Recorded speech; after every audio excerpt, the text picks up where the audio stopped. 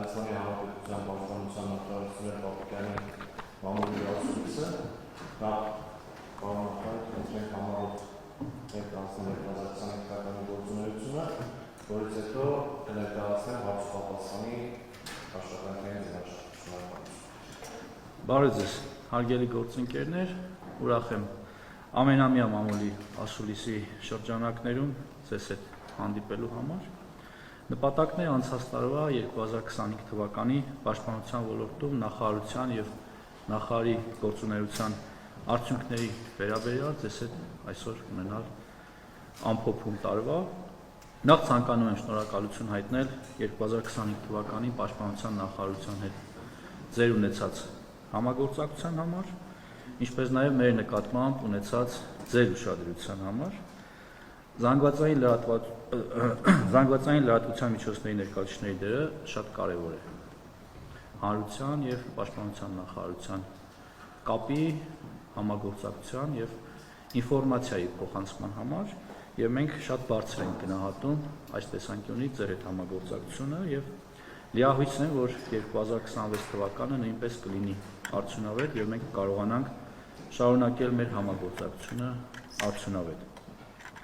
Հարգելի գործընկերներ, պաշտպանության ոլորտում իրականացվող ծրագրերը ու գործընթացները ռազմավարական նշանակություն ունեն եւ այդ իսկ պատճառով կարեւոր ենք համարում այս ձևաչափով հաղորդակցումը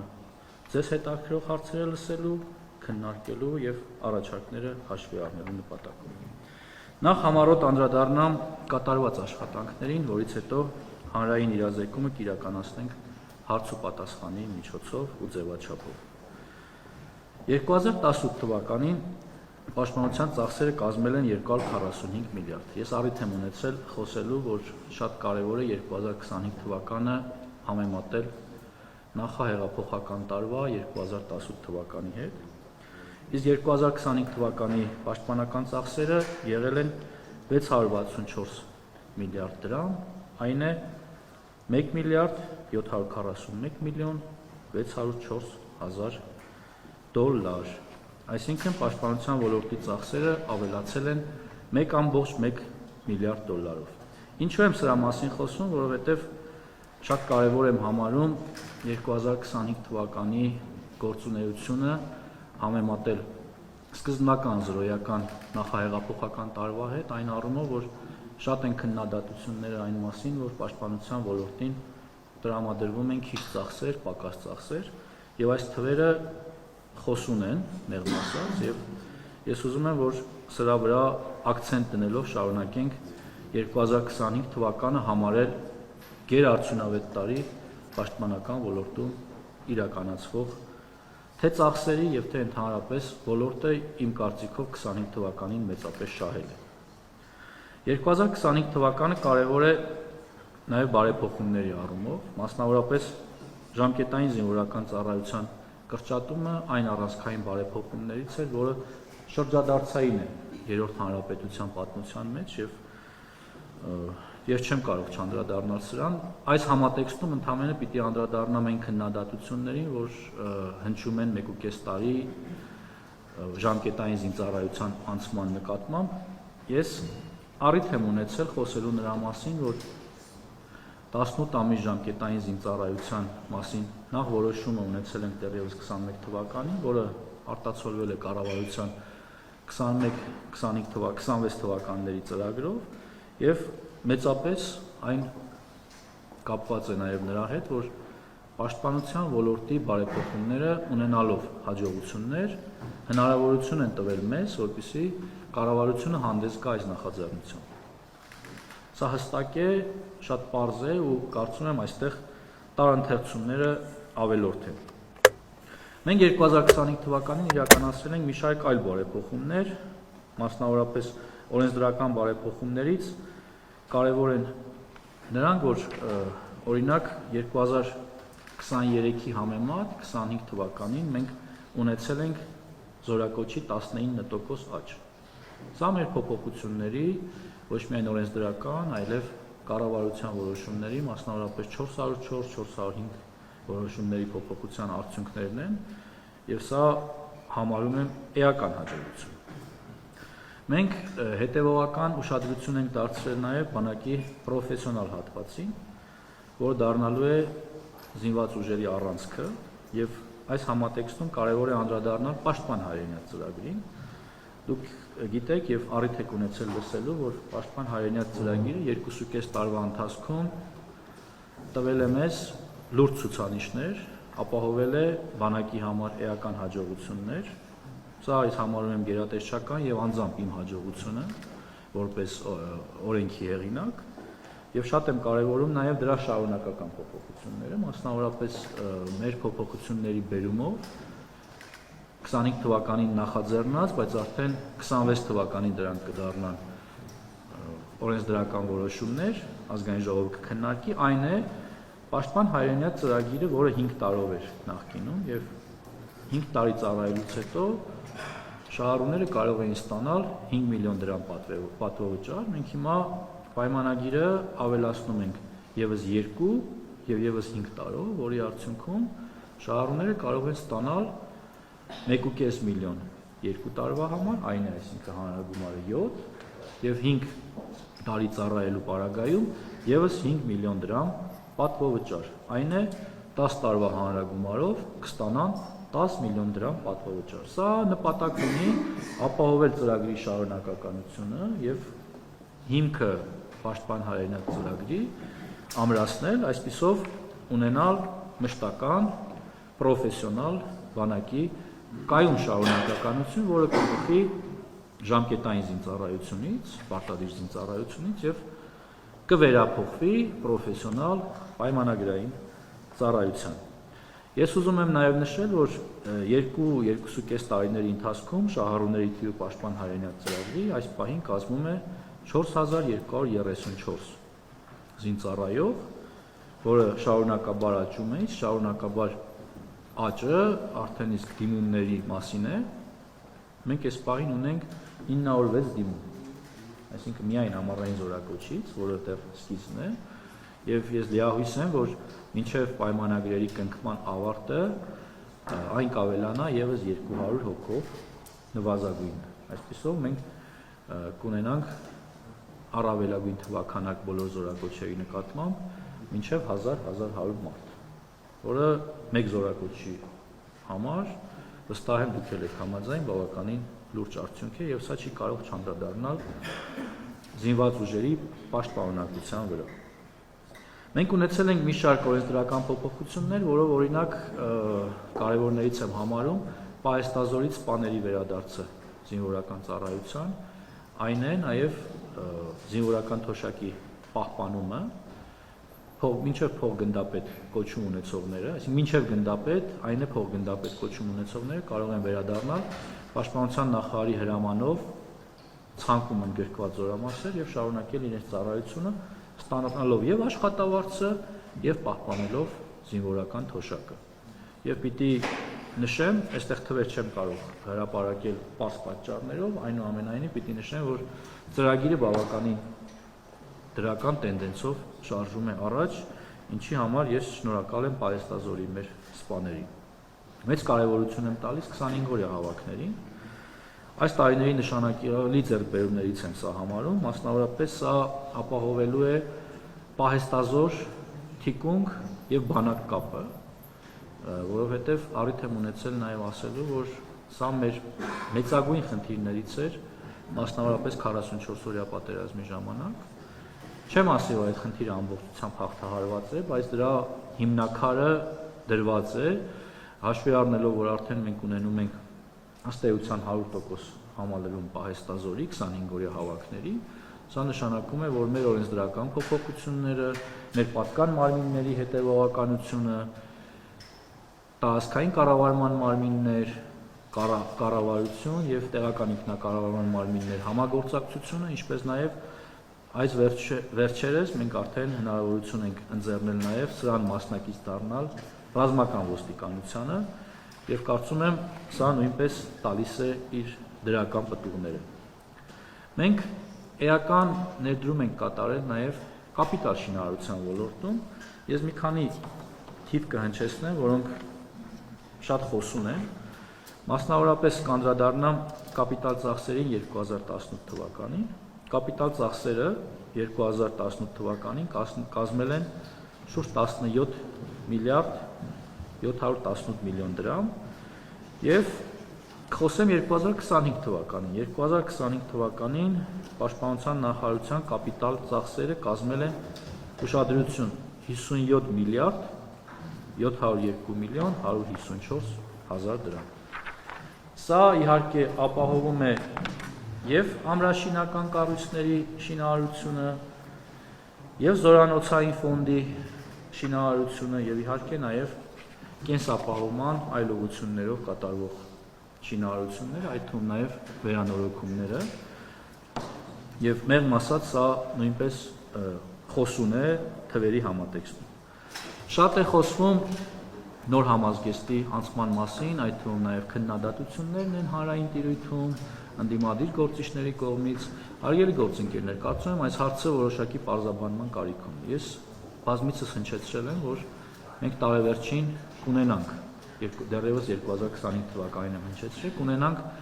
նմուշները եւ ըստ էության մենք այդ նմուշները ունեցել ենք, բայց թյուր կարծիք կա հասարակության մեջ, որ մենք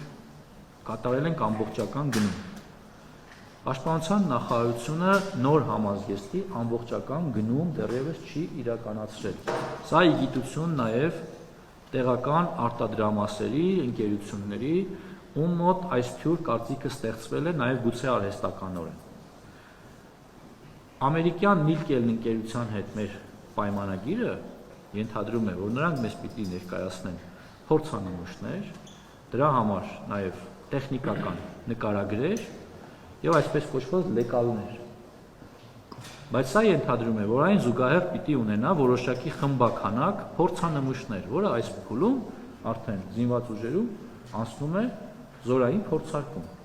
որից հետո 26 թվականի ընթացքում մենք կունենանք գնման գործընթաց, որին կարող են մասնակցել նաեւ տեղական ընկերությունները, բայց այն, որ մենք արդեն ունենք ընդհանուր պատկերը, թե ինչպեսին պիտի լինի դաշտային համազգեստը տարբեր զորատեսակների համար, դա արդեն հստակ է։ Մենք հստակեցնում ենք նաև այս փուլում առաջիկա 1 ամսվա ընթացքում մենք կունենանք նաև ամենօրյա համազգեստի եւ տոնակար համազգեստի նմուշները որոշակի խմբականակով, դա նույնպես կանցնի իր փորձարկման փուլը եւ 26 թվականին գնման գործընթացի արդյունքում դա կտարածվի ամբողջ զինված ուժերի վրա։ Կարծում եմ այսքանով այս հարցի շուրջ քննարկումները եւ շահարկումները պիտի ավարտենք։ Կարևոր բարեփոխում եմ համարում 18-ից 20 տարեկան իգական սեռի ներկայացուցիչների կանանց ներգրավումը բանակում։ Պիտի նշեմ, որ այս փուլում չնայած նախկինում եղած շահագրգիռ հայտարարություններին, մեղմ ասած տեմպը ինձ համար գոնե գոհացուցիչ չէ, բայց ասել, որ ծրագիրը արդյունք չի տվել, այդպես չէ, որովհետև արդեն իսկ բազմաթիվ իգական սեռի ներկայացուցիչներ եւ ժամկետային պարտադիր զինծառայություն են անցնում զինված ուժերում եւ նրանց զգալի մասը մոտավորապես 70%-ը հետագայում զինված ուժերում իր ծառայությունը շարունակելու ցանկություն է հայտնում ու հիմնական մասը սպա է դառնում։ Սա կարևոր եմ համարում եւ նաև վերաբերում է այս եւ հաջորդ զորակոչերին եւ նաև կոչ եմ անում մեր քաղաքացիներին, իգական սեռի ներկայացուցիչներին, նրանց ծնողներին, ինչու եմ շեշտադրումը դնում նաև ծնողների վրա, որովհետեւ այստեղ մեր մոտ կա պատկերացումների, մենտալիտետի, ավանդույթների, այսպես ասած, բախում ծրագրի կամ աղջիկների ցանկության հետ։ Եվ կարծում եմ մենք այս խնդիրը պիտի հաղթահարենք համատեղ ուժերով, այդ թվում նաև հետևողական աշխատանքի եւ հունվար ամսվա ընթացքում ես հրավիրում եմ մեր լրագրող գործընկերներին այցելել կանանց գումարտակ, լուսաբանել, այդ թվում նաև կենսապահովման միջոցները, բնակապահովման միջոցները ինչպիսին են, որպեսզի մարդիկ ավելի հանգիստ լինեն իրենց քույրերին, դուստրերին զինվորական ծառայության ուղարկելու կամ թույլատրելու, չնայած խոսքը վերաբերում է չափահաս մարդկանց։ Եվ պիտի նշեմ, որ այս ծրագիրը նաև թույլ է տալիս, որպեսզի մեր սիրելի կանայք եւ աղջիկները կարողանան մասնակցել նաև պաշտպան հայրենիաց ծրագրին, այսինքն 6 ամսյա ծառայությունից հետո նրանք կարող են շարունակել իրենց ծառայությունը, պայմանագրային կամ պրոֆեսիոնալ ծառայությունը, նաև որպես պաշտպան հայրենիաց ծրագրի շահառուներ։ Շատ եմ կարևորում ատեստավորման գործընթացը, որը 2025 թվականին շարունակվել է։ Սա մի ծրագիր է, որի մասին արդեն ըստ էության բոլորը գիտեն, բայց մանրամասներին գուցե ոչ բոլորն են տիրապետում։ Սրա արդյունքում ատեստավորվող զինծառայողները կարող են իրենց գոյություն ունեցող աշխատավարձին ավելացնել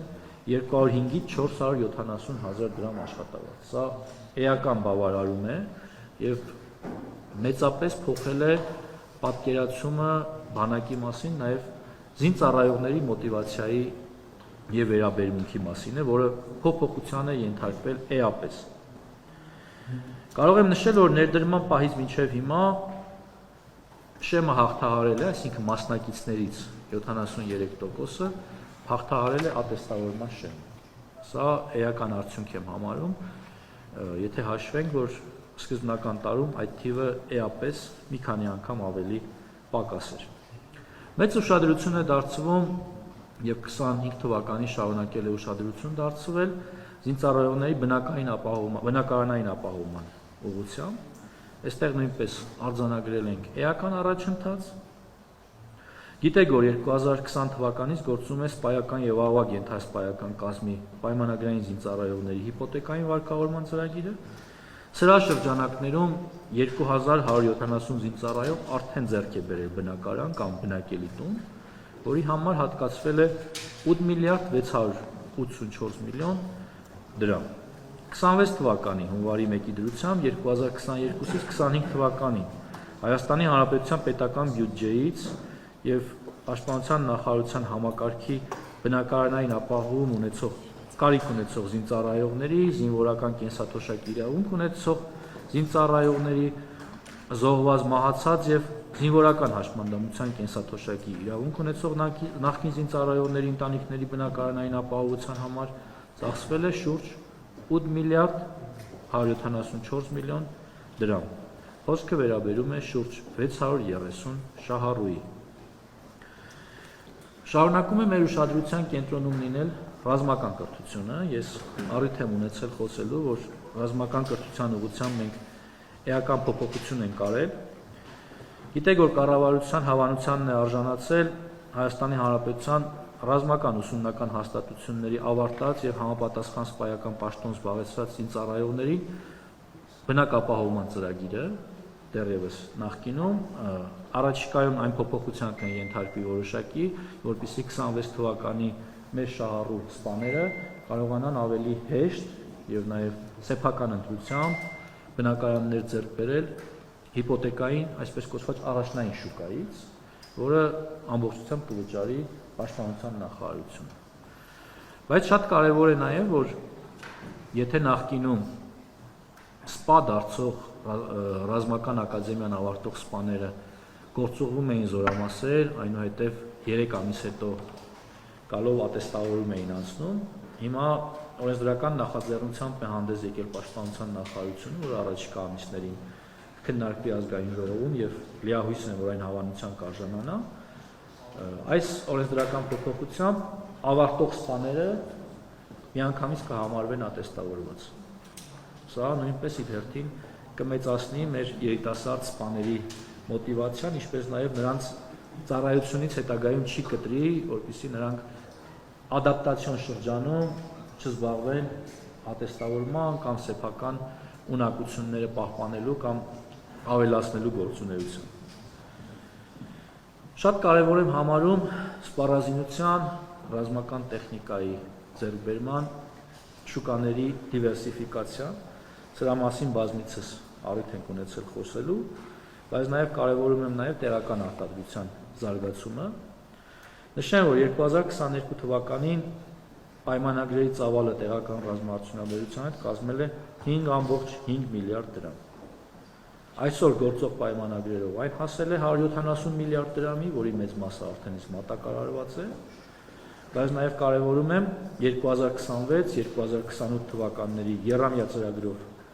կառավարությունը նախատեսում է հատկացնել 150 միլիարդ դրամ տեղական ռազմաարդյունաբերության ոլորտին։ Սա ռազմաարդյունաբերության զարգացման, դրա շարունակական բարելավման ուղղությամբ էական ներդրում եմ համարում մեր կողմից։ Քանի որ խոսվում է 1.5 տարի ժամկետային զինծառայությունը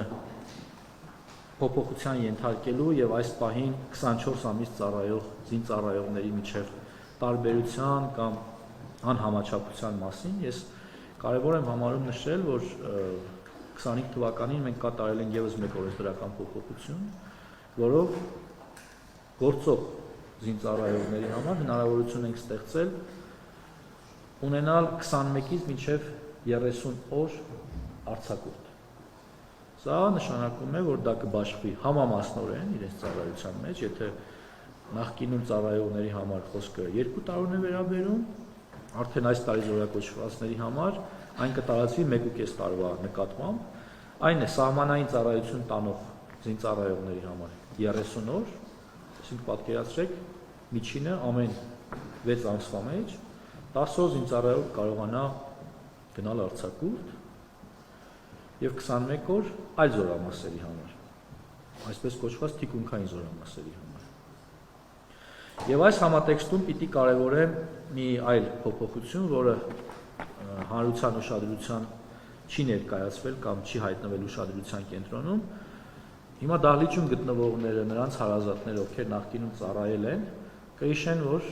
երթման արարողության ժամանակ ինչի միջով են անցել զինծառայողը եւ նրանց ծնողները։ Սկսած X քաղաքում ծանոթ գտնել, բարեկամ գտնել, հյուրանոց վարձել, զրուցարան վարձել, այսպես կոչված բիսեդկա, եթե խոսքը վերաբերում է ամառային ժամանակաշրջանին։ Էլ չեմ ասում մեքենաների վրա, կհիշեք, մեքենաների կապոտների վրա փռում էին զինծառայողներին, ծնողները ինչ կարողանային, փորձում էին երեխուն հյուրասիրել լավ բաներ, բնական է, որ ծնողը 40 օրվա կամ 1 ամսվա կամ 2 ամսվա ընթացքում երեխան չտենալու պարագայում ինչ որ էմոցիաներ ունի, փորձում է ամեն կերպ, մանավանդ որ զինծառայողը նախկինում որքան էլ որ սա վաթենչի, ասոցացվել է սոված լինելու հետ։ Ինչը հիմա այդպիսի բան չկա, ես հստակ կարող եմ ասել, կարող է ծնողների, քանի որ մայրիկի պատրաստածը չի, ձեր մոտ նման էմոցիաներ կան, բայց իրականությունը մեծապես տարբերվում է հիմա։ Բայց մենք ինչ ենք արել։ Օրենսդրական փոփոխությամբ ապահովել ենք, որ երթման արարողությունից հետո զինծառայողը կարող է 2 օր ունենալ արձակուրդ։ Ծնողը նույնիսկ կարող է չգալ զորամաս, զինծառայողը կստանա 2 օրյա արձակուրդը, կգնա իրենց տուն, իր հարազատների հետ։ Կվայելի այդ 2 հանգստյան օրերը, այնուհետև կվերադառնա հիմնական ծառայության, որպես լիիրավ զինծառայող։ Սա նույնպես լուրջ փոփոխություն եմ համարում, սա ավելի շատ էմոցիոնալ փոփոխություն է, բայց շատ կարևոր է թե զինծառայողների եւ թե նրանց ծնողների համար։ Հարգելի գործընկերներ, ամենավերջում ցանկանում եմ ընդգծել, որ կարգապահության բարձրացման ուղղությամբ նույնպես էական աշխատանքներ են կատարվել այս տարիների ընթացքում եւ ես պիտի կարևորեմ 2025 թվականը, որովհետեւ 2025 թվականին մենք ունենք շոշափելի արդյունքներ այս ուղղությամբ եւ սա վերաբերում է հիմնականում կանոնադրային հարաբերությունների խախտմանը եւ դրա հետևանքով սպանությունների դեպքերին։ Ես պիտի արձանագրեմ, որ 2025 թվականին այդպիսի դեպքեր չեն արձանագրվել։ Սա իրականում հենց այդպես էլ պիտի լինի, բայց մեզ համար ուրախալի այն առումով, որ վիճակագրությունը եւ համեմատությունը նրա մասին է, որ ցավոք մենք նախկինում ունեցել ենք այդպիսի բազում դեպքեր։ Չեմ ուսումնասիրել երրորդ հանրապետության ամբողջ շրջանը, բայց կարող եմ ասել, որ թերևս նման տարիներ գուցե չեն արձանագրվել նախկինում։ Եվ սա շատ ուրախալի փաստ եմ համարում։ Հարգելի գործընկերներ, այս կարճ նախաբանով ես կուզեմ ավարտել իմ խոսքը եւ շարունակել մեր հետագա քննարկումը հարց ու պատասխանի ձևաչափով։